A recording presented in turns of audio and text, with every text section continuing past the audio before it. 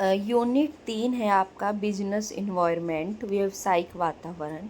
इसमें हम फर्स्ट करेंगे, इसका चैप्टर 1 है जो 3.1 के नाम से व्यवसायिक वातावरण, अवधारणा, महत्व और इसके आयाम। ये आपके हैंड रिटन नोट्स रहेंगे। इसमें हम सबसे पहले करेंगे व्यवसायिक वातावरण का अर्थ क्या है। इसका अभिप्राय व्यवसाय को प्रभावित करने वाले उन घटकों के योग से है जिन पर व्यवसाय का कोई नियंत्रण नहीं होता।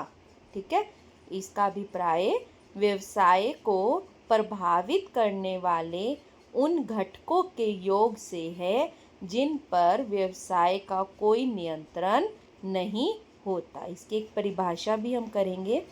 व्हीलर ने इसकी एक परिभाषा दी थी कि व्यवसायिक वातावरण में उन सभी बाहरी घटकों को शामिल किया जाता है जो फर्मों व उद्योग के कार्यों को प्रभावित करती हैं। देखिए, व्यवसायिक वातावरण के दो घटक देखेंगे आप, आंतरिक घटक और बाहरी घटक। जो हम यहाँ पर मेन लेकर चलते हैं वो बाहरी घटकों को शामिल किया जाता है जो उद्योगों और फर्मों के कार्यों को प्रभावित करते हैं। देखिए, उसके बाद है आपका व्यवसायिक वातावरण की विशेषताएं। व्यवसायिक वातावरण की विशेषताओं में सबसे पहले होगा बाहरी शक्तियों की संपूर्णता, वही कि बाहरी घटकों को शामिल किया जाता है। व्यवसायिक वातावरण उन सभी शक्तियों का योग है जो व्यवसाय के बाहर उपस्थित होती हैं और जिन पर व्यवसाय का कोई नियंत्रण नहीं होता। दूसरा है विशेष व सामान्य शक्तियाँ। व्यवसायिक वातावरण में विशेष और सामान्य दोनों शक्तियों को शामिल किया जाता है। विशेष शक्तियाँ होती हैं जो उद्योग की सभी फर्मों को अलग अलग प्रभाव डालें, और सामान्य शक्तियाँ होती हैं जो उद्योग की सभी फर्मों पर एक जैसा प्रभाव डालें। देखिए, फर्म और उद्योग में क्या अंतर है। उद्योग बड़ा होता है, जैसे कपड़ा उद्योग। अब कपड़ा उद्योग में कपड़ा बनाने वाली जितनी भी फर्में होंगी वो सब कपड़ा उद्योग के अंदर की फर्में मानी जाएंगी। तो अगर उद्योग की सभी फर्मों पर अलग अलग प्रभाव पड़े तो वो विशेष शक्तियाँ होती हैं, और उद्योग की सभी फर्मों पर एक जैसा प्रभाव पड़े तो वो आपकी क्या होती है, सामान्य शक्तियाँ होती हैं। तो आप, और इसमें विशेष और सामान्य दोनों शक्तियों को शामिल किया जाता है। नेक्स्ट है एक दूसरे से संबंधित। व्यवसायिक वातावरण के सभी घटक एक दूसरे से संबंधित होते हैं। अगर एक घटक में परिवर्तन होगा तो उसका प्रभाव दूसरे घटकों पर भी पड़ता है। गतिशील प्रकृति। व्यवसायिक वातावरण में सदैव किसी न किसी घटक में परिवर्तन होता रहता है। अतः व्यवसायिक वातावरण जो है कि प्रकृति जो है गतिशील है, क्योंकि इसमें कभी ना कभी कोई ना कोई परिवर्तन होता रहता है। नेक्स्ट टॉपिक है हमारा व्यवसायिक वातावरण के महत्व। पहला महत्व है प्रथम प्रस्तावक के लाभ। देखिए, जो सबसे पहले बिजनेस में आएगा वो सबसे ज़्यादा फायदा उठाएगा, क्योंकि उस वक्त उसके पास कंपटीटर नहीं होंगे। इतने मार्केट में पर कंपटीटर आएंगे, इतने वो फ़ायदा उठा चुका होगा। और फ़ायदा उठाने के लिए आपको जो व्यवसायिक वातावरण का अध्ययन करना चाहिए, उसमें जो अवसर होते हैं सकारात्मक पॉइंट जिसका फ़ायदा उठा सकते हो, तो उन अवसरों की जानकारी प्रदान करता है, और हमें इन अवसरों को सबसे पहले भाप कर प्रथम प्रस्तावक बनकर हम इसका लाभ कमा सकते हैं। चेतावनी संकेत। चेतावनी संकेत आपके नकारात्मक संकेत होते हैं जिनसे बचना जरूरी है। और आप बच कब सकते हो, जब आप इनको बहुत जल्दी भाप लोगे, आपको संकेत मिल जाएगा तो आप इससे बचने के रास्ते ढूंढ लेंगे। तो चेतावनी संकेत व्यवसायिक वातावरण का अध्ययन हमें उपलब्ध खतरों की जानकारी प्रदान करता है जिसको समय पर भाप कर उनका सामना किया जा सकता है। नेक्स्ट महत्व है उपयोगी संसाधनों की प्राप्ति। एक संगठन को अपना व्यवसाय चलाने के लिए 4M की ज़रूरत होती है, मैन, मनी, मटेरियल, मशीन। और ये सभी आपको कहाँ से मिलते हैं, वातावरण से, समाज से। व्यवसायिक वातावरण के अध्ययन से हमें इन संसाधनों को प्राप्त करना आसान हो जाता है। तेजी से हो रहे परिवर्तनों का सामना।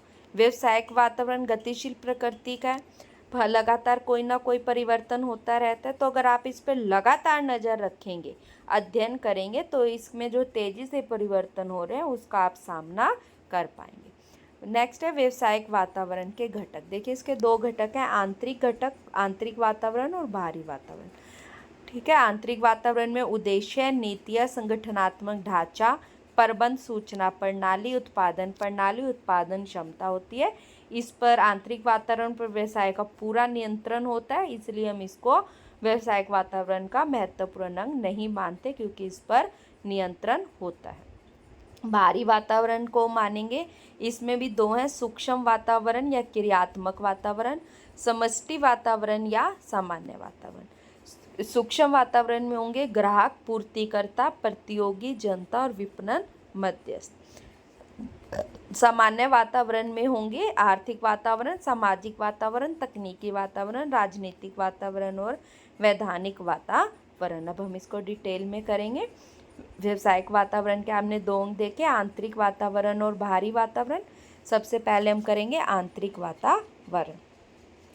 इसका अभिप्राय उन घटकों के योग से है जो व्यवसाय को प्रभावित करते हैं, व्यवसाय के अंदर उपस्थित होते हैं और व्यवसाय के नियंत्रण में होते हैं। ठीक है, मतलब जो व्यवसाय के अंदर हैं और व्यवसाय का इन पर नियंत्रण होता है। इसमें क्या शामिल है, उद्देश्य, नीतियाँ, उत्पादन क्षमता, उत्पादन प्रणाली, प्रबंध सूचना प्रणाली, प्रबंध में भागीदारी, प्रबंध के दृष्टिकोण, संगठनात्मक ढांचा। क्योंकि ये व्यवसाय नियंत्रण में है व्यवसाय के, इसलिए हम इसकी डिटेल हम इसको नहीं करेंगे। हम नेक्स्ट सीधा आएंगे बाहरी वातावरण। इसका अभिप्राय उन घटकों के योग से है जो व्यवसाय के बाहर उपस्थित होता है और इन पर व्यवसाय का कोई नियंत्रण नहीं होता। इसे ही मेन व्यवसायिक वातावरण माना जाता है। ये भी दो भागों में है, सूक्ष्म वातावरण या इसे क्रियात्मक वातावरण भी कहते हैं, दूसरा समष्टि वातावरण या सामान्य वातावरण। पहले हम करेंगे सूक्ष्म वातावरण। इसका अभिप्राय उन बाहरी घटकों से है जिनका व्यवसाय के साथ नज़दीकी संबंध होता है तथा ये घटक प्रत्येक इकाई को अलग अलग ढंग से प्रभावित करते हैं। ठीक है, अलग अलग ढंग से प्रभावित करते हैं। इसमें सबसे पहला आएगा आपका ग्राहक। ये थोड़ा मिसप्रिंट है, ये आपका ग्राहक है फर्स्ट पॉइंट। ग्राहक जो होते हैं अनेक प्रकार के होते हैं, जैसे गृहस्थी वाले, सरकार, उद्योग, वाणिज्यिक संस्थाएं। तो एक फर्म को कोशिश करनी चाहिए कि उसके ग्राहक अनेक प्रकार के हों, ताकि अगर एक ग्राहक नहीं भी आ रहा तो दूसरे प्रकार के ग्राहक हमेशा होने चाहिए, तो उसके ग्राहक अनेक प्रकार के हों। नेक्स्ट है पूर्तिकर्ता, सप्लायर्स। एक फर्म को कोशिश करनी चाहिए कि उसके पूर्तिकर्ता एक ना हो बल्कि अनेक होने चाहिए। प्रतियोगी, प्रतियोगी फर्में भी अनेक प्रकार से व्यवसाय को प्रभावित कर सकती हैं, जैसे नए उत्पाद मार्केट में ले आए या सस्ते उत्पाद बाजार में लाएं, तो इस पर भी वे उसको पूरा ध्यान रखना चाहिए। जनता, जनता के अनेक अंग होते हैं, जैसे स्थानीय जनता, मीडिया, प्रेस। जनता के सभी अंग व्यवसाय की इकाइयों को प्रभावित करते हैं, इन पर भी पूरा लगभग नज़र रखनी चाहिए। विपणन मध्यस्थ, विपणन मध्यस्थ होते हैं आपके जो मिडल मैन होते हैं, ठीक है, थोक व्यापारी, फुटकर व्यापारी, तो ये भी प्रभावित करते हैं, क्योंकि अगर विपणन मध्यस्थ नाराज हो जाएंगे तो संस्था को नुकसान उठाना पड़ेगा। नेक्स्ट है सामान्य वातावरण या आपका समष्टि वातावरण। तो सामान्य वातावरण या समष्टि वातावरण से अभिप्राय उन घटकों से है जिनका व्यवसाय के साथ दूर का संबंध होता है और ये घटक प्रत्येक इकाई को लगभग एक ही ढंग से प्रभावित करते हैं। इसमें पहला आर्थिक वातावरण। देखिए आर्थिक वातावरण में आप बेसिकली तीन चीज़ें ध्यान से देखेंगे, एक देश की आर्थिक प्रणाली, आर्थिक दशाएं और आर्थिक नीतियों, इन तीनों के समूह को आर्थिक वातावरण कहा जाता है। आर्थिक प्रणाली, आर्थिक नीतियाँ और आर्थिक दशाएं। आर्थिक प्रणाली कैसी हो सकती है आपकी, समाजवादी हो सकती है, पूंजीवादी हो सकती है या मिश्रित भी हो सकती है। आर्थिक नीतियाँ कैसी, जैसे आयात निर्यात नीति, कर नीति आदि। आर्थिक दशाएं, राष्ट्रीय आय, ब्याज दर आदि। आर्थिक वातावरण का व्यवसाय पर प्रभाव क्या पड़ता है या उदाहरण कैसे, जैसे आप कोई भी एक दे सकते हैं, अगर बैंक में ब्याज दर में कमी आ गई तो वस्तुओं की मांग में वृद्धि होगी। इसके विपरीत का मतलब है अगर ब्याज दर में वृद्धि हुई तो वस्तु की मांग में कमी होगी। अगर लोगों की आय में वृद्धि होती है तो भी वस्तुओं की मांग में वृद्धि होती है। इसके विपरीत क्या होगा, यदि लोगों की आय में कमी होगी तो वस्तु की मांग में भी कमी होगी। तो ये था आर्थिक वातावरण। नेक्स्ट है आपका सामाजिक वातावरण। इसका अभिप्राय समाज की उस विशेषताओं के समूह से जिसमें एक संगठन स्थापित है। जैसे परंपराएं, वे सामाजिक प्रथाएं जो लंबे समय से चली आ रही हैं, जैसे दिवाली होना, जो फेस्टिवल्स होते हैं। मूल्य, आपके नैतिक सिद्धांत जो समाज से प्रचलित है, जैसे स्वतंत्रता। सामाजिक प्रवृत्तियाँ, इसका अभिप्राय समाज में होने वाले सामान्य परिवर्तनों अथवा विकास से है। जैसे शहरी लोगों में स्वास्थ्य व फिटनेस की प्रवृत्ति। सामाजिक वातावरण का हमारे व्यवसाय पर क्या प्रभाव पड़ता है। जैसे भारत में मनाए जाने वाले अनेक फेस्टिवल्स आते हैं, दिवाली, होली। तो जैसे जैसे ये फेस्टिवल नज़दीक आते हैं, इनका व्यवसाय के लिए एक अच्छे अवसर प्रदान करते हैं जिसका फ़ायदा उठाया जा सकता है।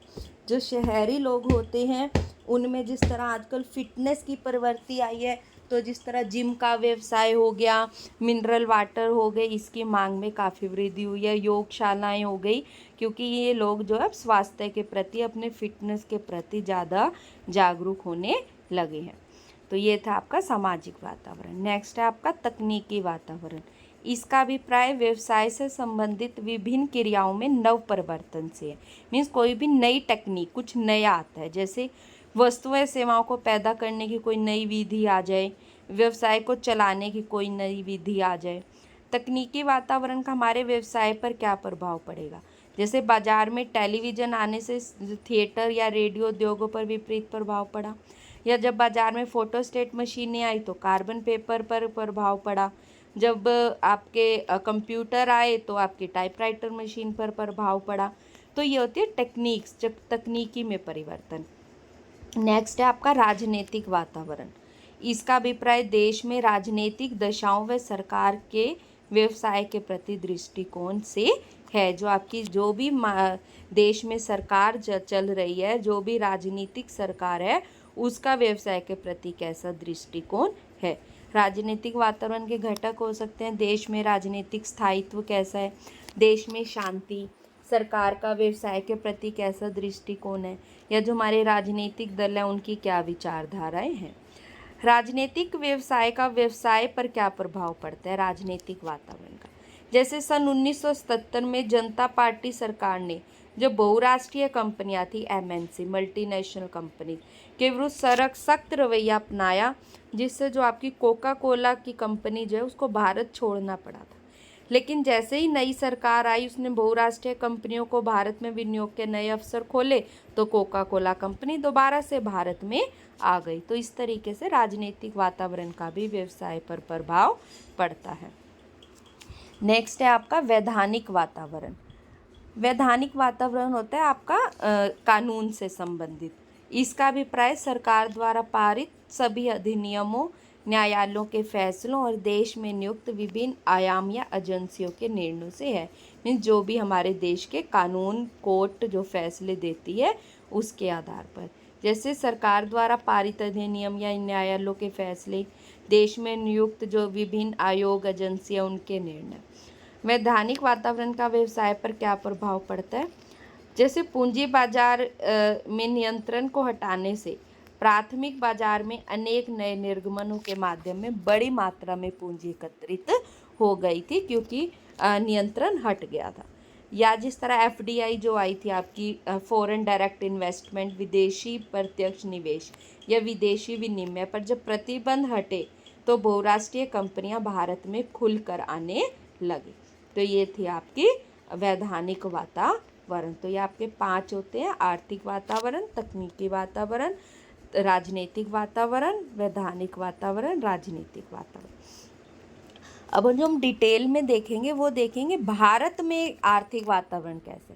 देखिए, अभी आपने पढ़ा था कि आर्थिक वातावरण में 3 घटक हैं: आर्थिक दशाएं, आर्थिक प्रणाली, ठीक है, तो और आर्थिक प्रणाली, आर्थिक नीतियाँ, आर्थिक दशा। हम सबसे पहले करेंगे आर्थिक प्रणाली। देखिए, 3 तरह की आर्थिक प्रणाली बताई गई थी आपको: समाजवादी, पूंजीवादी और मिश्रित। तो आप बताएंगे भारत में मिश्रित आर्थिक प्रणाली है, जिसकी विशेषताएं क्या है?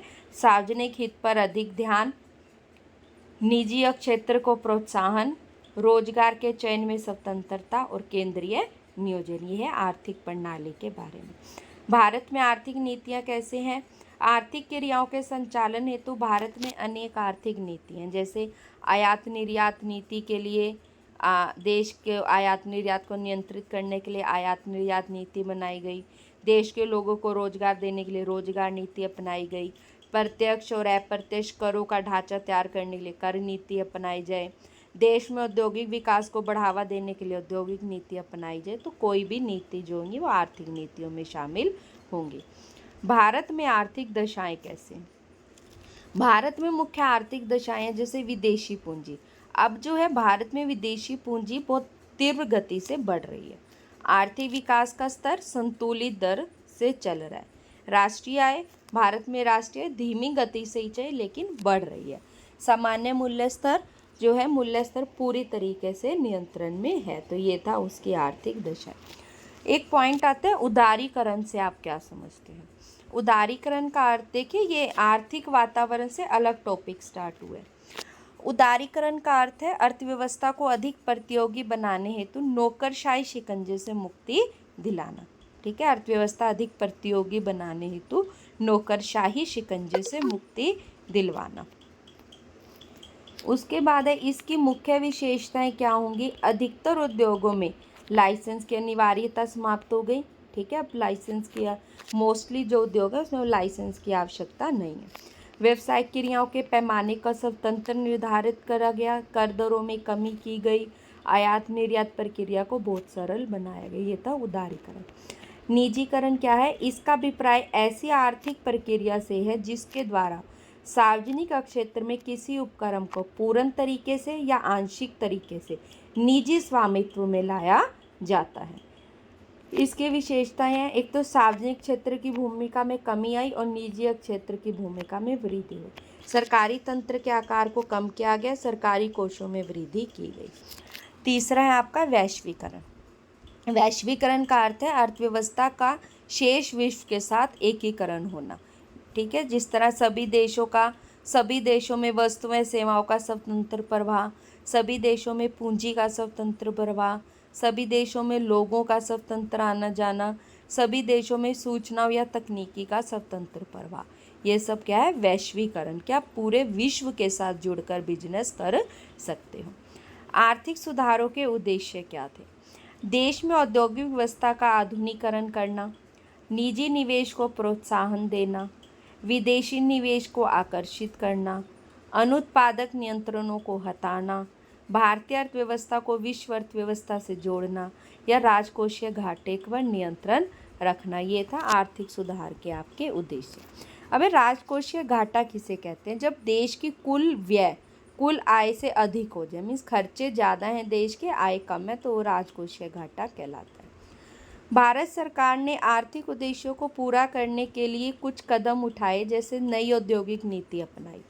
औद्योगिक नीति के अंतर्गत देश की प्राथमिकताओं और आर्थिक विकास को ध्यान में रखते हुए सार्वजनिक व निजी क्षेत्रों के उद्योगों की भूमिका निश्चित की गई कि सार्वजनिक क्षेत्र की क्या भूमिका रहेगी, निजी क्षेत्र की क्या भूमिका रहेगी। नई औद्योगिक नीति की विशेषता क्या रही? फर्स्ट रहे कि अधिकतर उद्योगों के लाइसेंस को मुक्त कर दिया गया। आवश्यक तकनीकी को विदेशी तकनीकी सहयोग के अंतर्गत लाने की अनुमति दी गई। सार्वजनिक क्षेत्रों को कम किया गया। विदेशी निवेशों को आकर्षित करने के लिए अनेक कदम उठाए गए। MRTP एक्ट, एकाधिकार एवं प्रतिबंधात्मक व्यापार नियम को समाप्त किया गया। फेरा, जो फॉरेन एक्सचेंज रेगुलेशन एक्ट था, उसको समाप्त करके FEMA, foreign exchange management act को अपनाया गया। और देश के आर्थिक विकास में लघु उद्योगों की भूमिका को महत्व बढ़ाने का प्रयास किया गया। ये थी आपकी नई औद्योगिक नीति। फिर आई नई व्यापार नीति। व्यापार नीति का अभिप्राय ऐसी नीति से जिस माध्यम से विदेशी व्यापार को नियंत्रित किया जाता है। इसमें क्या किया गया? नई व्यापार नीति में कुछ मदों को छोड़कर से सभी के लिए आयात निर्यात पर जो लगे प्रतिबंध थे वो समाप्त कर दिए। आयात निर्यात पर जो टैक्स था वो कम कर दिया। आयात निर्यात विधि को सरल बना दिया गया। विदेशी विनिमय को खुले बाजार में क्रय विक्रय हेतु विदेशी पूंजी बाजार की स्थापना की गई। जो आपके चालू खाते थे, ठीक है, जैसे विदेशों से किए जाने वाले व्यवहारों को दो श्रेणियों में बांटा जाता है ना, चालू खाते के व्यवहार जैसे आयात निर्यात, और पूंजी खाते व्यवहार जैसे निवेश करना। इसमें पूर्ण परिवर्तनीयता ला दी गई। मीन चालू खाते से संबंधित विदेशी विनिमय के क्रय विक्रय पर सरकार का कोई प्रतिबंध नहीं होगा। पूंजी खाते से संबंधित विदेशी विनिमय के क्रय विक्रय आरबीआई द्वारा निर्धारित होंगे, इसको लागू किया गया। मीन्स अगर आपने क्रय विक्रय करना है, आयात निर्यात करना है, तो कोई नियंत्रण नहीं है, लेकिन अगर निवेश है तो वो आरबीआई द्वारा निर्धारित किया जाएगा। निर्यात व्यापार को बढ़ाने के लिए ईओयू एक्सपोर्ट ओरिएंटेड यूनिट और ईपीजेड एक्सपोर्ट प्रोसेसिंग जोन को प्रोत्साहन किया गया। तीसरा आपका राजकोषीय सुधार। सरकार की आय और व्यय से संबंधित नीति को राजकोषीय नीति कहते हैं। ध्यान से करेंगे, राजकोषीय नीति किसे कहते हैं? सरकार की आय और व्यय से संबंधित नीति को राजकोषीय नीति कहते हैं। भारत सरकार के समक्ष में सबसे बड़ी समस्या है राजकोषीय घाटे की। राजकोषीय घाटा क्या होता है? जब देश की व्यय ज़्यादा हो, आय कम हो। जो राजकोषीय घाटा जो जीडीपी है, ग्रोस डोमेस्टिक प्रोडक्ट, देश में उत्पादित वस्तुएं सेवाओं के मौद्रिक मूल्यों के योग का प्रतिशत होता है। अब इसका समाधान क्या किया गया? अधिक से अधिक लोगों को टैक्स के दायरे में शामिल किया गया, कर प्रक्रिया को सरल बनाया गया और आयात करों में भारी कटौती की गई। नेक्स्ट है मौद्रिक सुधार। मौद्रिक नीति द्वारा केंद्रीय बैंक सामान्य आर्थिक नीति के लक्ष्यों को प्राप्त करने के उद्देश्य से मुद्रा की पूर्ति पर नियंत्रित रखता था। इस नीति में सुधारों को मौद्रिक सुधार कहते थे। मीन्स क्या है मौद्रिक सुधार? कि जो मौद्रिक नीति थी, केंद्रीय बैंक सामान्य आर्थिक नीति के लक्ष्यों को प्राप्त करने के उद्देश्य से मुद्रा की पूर्ति पर जो नियंत्रण रखता था, इसी नीति में क्या सुधार किया गया? सबसे पहले तो कहा गया बैंकों के जो SLR है, सैचुरेटेड लिक्विडिटी रेशो, को कम किया गया। ये होता है कि बैंक के पास कितना कैश होना चाहिए, उसको कम किया गया। जो बैंक पर जमा पर ब्याज की दर है, वो पहले आरबीआई निर्धारित करती थी, अब वो बैंकों के ऊपर छोड़ दी गई, स्वतंत्रता दी गई कि आप कितना भी ब्याज दर निर्धारित कर सकते हो। जो बैंकों की आय को पहचानने के नए प्रमाप निश्चित किए गए। जो राष्ट्रीयकृत बैंकों को पूंजी बाजार में अंश जारी करके भी धन एकत्रित करने की अनुमति दी गई और निजी क्षेत्र में बैंक स्थापित करने की अनुमति दी गई। नेक्स्ट है आपका पूंजी बाजार सुधार। जिस बाजार में प्रतिभूतियों का क्रय विक्रय किया जाता है उसे पूंजी बाजार कहते हैं। कई बार प्रश्न आता है पूंजी बाजार किसे कहते हैं? तो जिन बाजार में प्रतिभूतियों का क्रय विक्रय किया जाता है उसे पूंजी बाजार कहते हैं, जैसे जहाँ पे शेयर्स का सेल परचेज होता है। इससे संबंधित सुधारों को पूंजी सुधार कहा जाता है। इस बाजार के विकास हेतु क्या कदम उठाए गए? जो आपके अनिवासी थे NRI तथा विदेशी कंपनियों द्वारा पोर्टफोलियो निवेश स्कीम, जो सिक्योरिटी में इन्वेस्ट करते हैं, के अंतर्गत भारतीय कंपनियों के शेयर व डिबेंचर्स के क्रय करने की सीमा को बढ़ा दिया गया। पूंजी बाजार को नियंत्रित करने के लिए SEBI, security exchange board of India की स्थापना की गई। ऋण पत्रों, डिबेंचर पर ब्याज मांग व पूर्ति द्वारा निर्धारित किया जाएगा। कंपनियां अंशों के मूल्य निर्धारित करने में स्वतंत्र हैं। निजी क्षेत्र को म्यूचुअल फंड स्थापित करने की अनुमति दी गई और जो सब ब्रोकर का रजिस्ट्रेशन अनिवार्य कर दिया गया। नेक्स्ट, अनुदान समाप्त कर दिए गए। जो भी CCS थे, कैश कंपनसेटरी सपोर्ट के रूप में दिए जाने वाले निर्यात अनुदान को पूर्ण रूप से समाप्त कर दिया। मूल्य नियंत्रण को समाप्त कर दिया। सरकार द्वारा अनेक उत्पादों के मूल्य जो निर्धारित किए जाते थे उसे समाप्त कर दिया गया। मूल्य कंपनियां जो सरकारी मूल्यों पर माल जो बेचा करती थी उसको हटा दिया गया। सरकारी नीति में परिवर्तनों से उद्योगों पर क्या प्रभाव पड़ा? सबसे पहले तो आर्थिक सुधारों के फलस्वरूप ग्राहकों की मांग क्षेत्र में वृद्धि हुई। तकनीकी वातावरण जो तेजी से बदला, प्रतियोगिता में वृद्धि हुई, व्यावसायिक वातावरण में परिवर्तन हुए, विकसित मानव संसाधन की आवश्यकता हुई और सार्वजनिक क्षेत्रों का जो महत्व था वो कम हुआ। लास्ट टॉपिक है आपका सरकारी नीति में परिवर्तन का व्यवसाय एवं उद्योगों पर क्या प्रभाव पड़ा। सरकार द्वारा आर्थिक सुधार के लिए किए गए प्रयासों का व्यवसाय व उद्योगों पर निम्न प्रभाव पड़ा। ग्राहकों के मांग में क्या वृद्धि हुई। आर्थिक सुधारों के फलस्वरूप आज ग्राहकों को पर्याप्त सूचनाएं उपलब्ध होने से उनका मांग का क्षेत्र बढ़ गया। ठीक है, क्योंकि उन्हें ज़्यादा सूचनाएं मिलती थी, अब वे बढ़िया क्वालिटी की वस्तुएं व सेवाएं खरीदने लगे। तेजी से जो बदला तकनीकी वातावरण जो तीव्र गति से बदल रहा था, आज वही फर्में बाजार में टिक रही हैं जो बदलते वातावरण में नवीनतम तकनीक अपनाकर बेहतर सुविधाएं प्रदान करने वाले उत्पाद बाजार में ला रही हैं, जब छोटी फर्मों में इसमें बहुत अधिक मुश्किल है। प्रतियोगिता में वृद्धि।